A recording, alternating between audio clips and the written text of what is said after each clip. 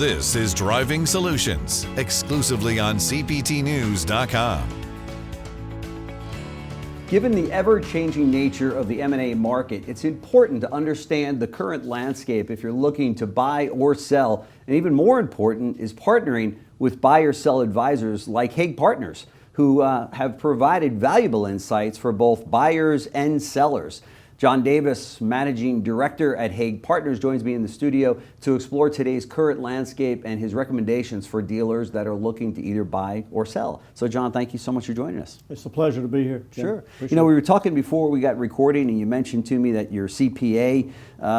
Talk to me a little bit about your background for those dealers out there that may not be as familiar with your story as we are. Sure. Yeah, I'm a CPA in the automotive business for a long time. Wow, that's great. So I've been just what a dealer wants. I've been working with car dealers all my life. Sure. Spent a lot of my time in the M&A space helping my clients either buy stores or sell stores. Right. So I've been in the buy-sell area as a CPA for quite some time. That's great. Retired in 2019 and have been working with Haig for about 4 years now. Okay. Yeah. You look too young to retire. So I did. I retired at a very young age. That's there you go. Share with us what some of the common goals are of families that are looking to sell. What do they want to get out of this? I mean, obviously the best dollar number that they can get for all of their hard work, but what's the overall goal? Well, I think every family's going to be a little bit different. Sure. But some families are going towards the third generation now. Some even towards the fourth, and sometimes those people have different thoughts than their grandparents or their parents, and different things they want to do. Yeah. So really, it's they're looking to get obviously the best deal they can get, but also they're concerned about their legacy, the group they've built, the employees, the team, somebody who's going to take care of them, take care of their customers, step into the community and do the things that they did, and or support the community. So all of those type things enter into when somebody is looking to what do I want to get out of this at the end. For sure. Talk to us about what's going on in the buy-sell market today. I mean, we've come off some incredible years, as you know, really since COVID. We saw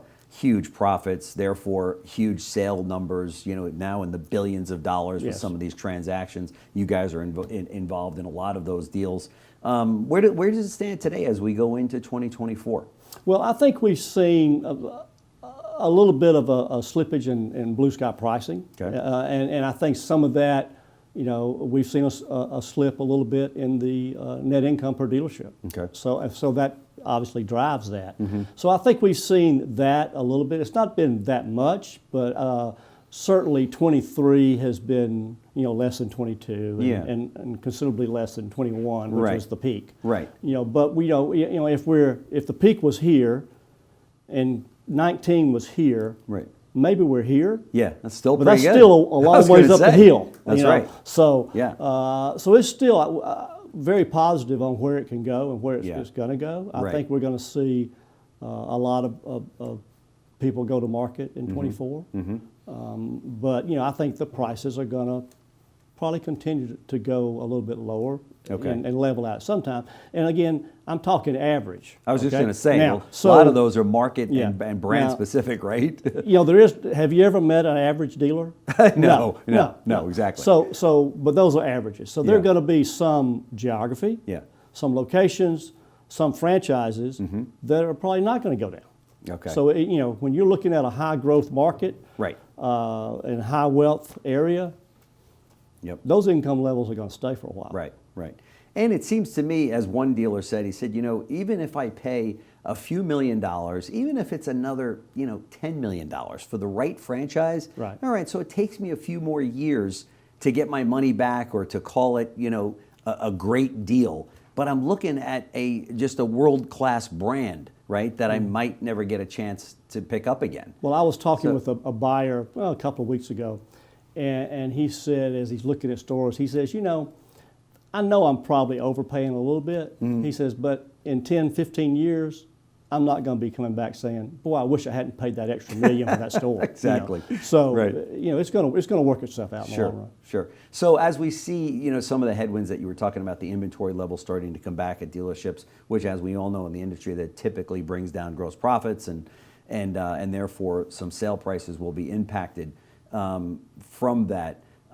In 2024, do you think we'll see the same volume that we've seen? I mean, I know there were a lot of deals that happened. Do you think there'll be fewer deals or the same or more? I don't think there'll be a lot more. Yeah. I also don't think they're going to go down that Okay. much. Because I think we're at a point now where, there's still more buyers than sellers. Okay. Okay. So that's, supply and demand. Yeah. Did you hear that, dealers? That's a great place to be, by the way, that there's more buyers than sellers. Now might be the time to call Haig Partners. So, But what I would say is, I feel like there's some people that, have ridden the wave a little bit up in the earnings, and we're beginning to see it tip over a tad. Yeah. And they're saying, and if you're in the latter stages of your career, and you don't have a third or fourth generation that's interested in Right. stepping in, has other ideas, you may not see another time like this to sell. So I think more people are beginning to see that. Yeah. And I think that's going to drive, now will we have the huge, large, huge deals like the ones we've heard of recently? Yeah. Will we have those, or will it be more of the smaller deals and the private groups, Right. Getting bigger? That's what I feel will be happening in 24. Sure. I think it's going to still be a very active market. What should dealers be aware of? When you're going to NADA and that dealer sitting next to you at the bar to say, hey, I know you're in with Haig and you guys are doing so many different deals out there. What should I be aware of when I'm thinking about selling? First of all, there are things that you can do to get ready to sell. Okay. Okay, because again, let's talk about a situation where a perfect situation is one I worked on, and we just closed a week or so ago. And that's a deal in South Carolina, Okay. the Vic Bailey deal. Oh yeah, congratulations. That's a great dealer group. A great family. Yeah. Been working with them, talking to them, advising them for over 2 years. Wow. And trying to decide, do we want to sell? Yeah. If we do want to sell, when do we want to sell? Yeah. Those type things. So I think that enters into a conversation with somebody thinking about selling. Are there things you need to do to make your dealership group more attractive? Okay. Do you need to fix whatever is wrong with used cars or parts or whatever? Right. And do you need to consider whether you want to go ahead and make these image upgrades so that the facilities are a non-issue, Right, moving ready to forward? go. And all those are economic decisions Yeah, as of well. course, You of can't course. fix everything. Right. So, but I do think those are things you've got to look at is, how do I get my ducks in a row if I want to make this transaction happen? Right. And then if you do have a lot of family members, and it's like, let's get a consensus of the family. Let's talk Let's through do all that this. now. Let's figure out, Yeah. is this a Save road a we lot of want to time. go down? Yeah. And then you look for what is the right time, and that's some of what we did with the Bailey family. Sure. A great group of people. Mr. Vic Bailey Jr. started the dealership in 1969. Wow. Vic the third Yeah. and his brother-in-law Chip have been running it for many, many years. Okay. And even the third generation was heavily involved in the dealerships. Yeah. But it just was the right time for them to Sure. to make this move for their family. Sure. And that happens a lot Yeah. with groups as you start thinking we're at point A now. Right. And we'd like to get to point B. Sure. Well, how do we get there? Yeah. What are the steps to get to where we want to go? Right. And that's where an advisor can come in and help you say, we may go in there and say, you don't need to sell now. You need, Yeah. you need to do this, this, and this, and wait, and then let's go to market later. Sometimes. Sometimes. Okay. Yeah. Kind of like you're selling your house. I mean, when you think about it, the realtor comes over, right, and Somewhat. goes, hey, that front step, Yeah. and the thing needs a paint job, and then you got to do, in the pool area has got to be upgraded. Right. And of Except course, you're dealing with a much bigger house. exactly, much bigger house, much bigger dollar number. But you do, to Yeah. your point, you need to get your house in order. You do. And I would imagine this is when the level of experience that Haig Partners has in doing so many transactions really plays a big role with that dealer that says, you tell me, because dealers are selling cars every day. I used to be one. You're Yeah. selling cars, you're doing your marketing, you're hiring people. You're not out there in the market Right. buying and selling car dealerships for the most part. Right. You And, know. and that's an advantage that an advisor can bring like Yeah. us, is that we can handle that while you're handling the business. Right. Because the last thing you want to do is take your gas pedal off, your foot off the gas pedal. No, that's right. That's on right. the business. You want to Yeah. keep running it all the way to the end while someone else can help you through this transaction. And again, there's legal advisors and Yeah. accounting advisors and so Yeah. forth in there. But I think that's a very important part Sure. of the process. Sure. Let me throw this question at you, and I think I asked Alan this as well, but for those dealers out there that say, oh, we've been here, to your point, since 1969 or 1972 or whatever, we've been here 50 years, okay? And my buddy down the street that owns the other Chevy store, we're buddies at the Rotary Club, and I promised it to him. He said, if I ever want to sell, so just come up with a good number and we'll sell. You know those deals, right? Those deals happen. I know those deals happen. I don't know that those deals should happen, though, They should happen. Well, without some degree of getting a temperature, right, or a pulse, I should say, of the marketplace. Right. What do you say to those dealers that say, "Oh, I already know the buyer that from my store"? Well, I tell those dealers you've left money on the table. Yeah. Okay. Yeah. Because you're not going to get the best price if you only, Right. if you answer the phone and that's the decision you make. Yeah.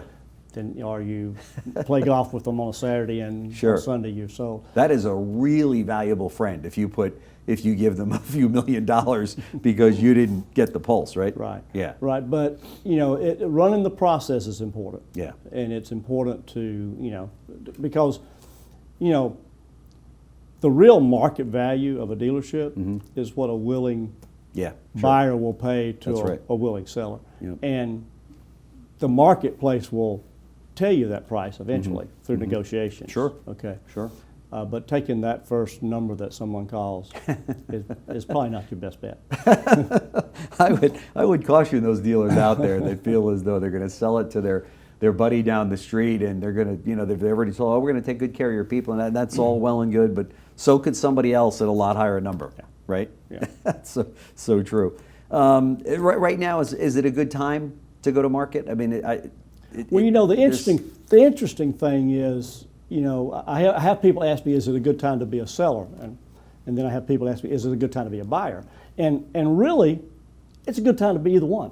I mean, which you go on, well, that doesn't make any sense at all. Well, yeah, no, it does. But it does. Though. I mean, it's a good time to sell because the prices are still good.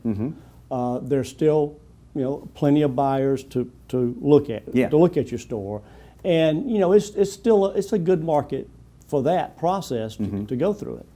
On the buy side, maybe you're paying a little more than you want to pay, but if you've got 6 stores in a platform, in a group, but you don't have that one franchise you've always wanted, and that franchise comes available. That's right. Okay, if you don't buy it now, it might be 25 more years before you get another shot. I couldn't so agree you got to more be with ready, that and theory. maybe so it is a good time to be a buyer. Yeah, of course, of course. Which that sounds a little crazy that it could be good for both, but it really is. Yeah, it's a good market. I agree with you, and for the dealers that get so hung up on just the math of it, and then kick themselves later and say, man, I should have picked up that store when I had the opportunity. I've heard that so many times, where they'll get right down to it. I knew this one deal, they got $100,000 away on the deal, and they walked away from it.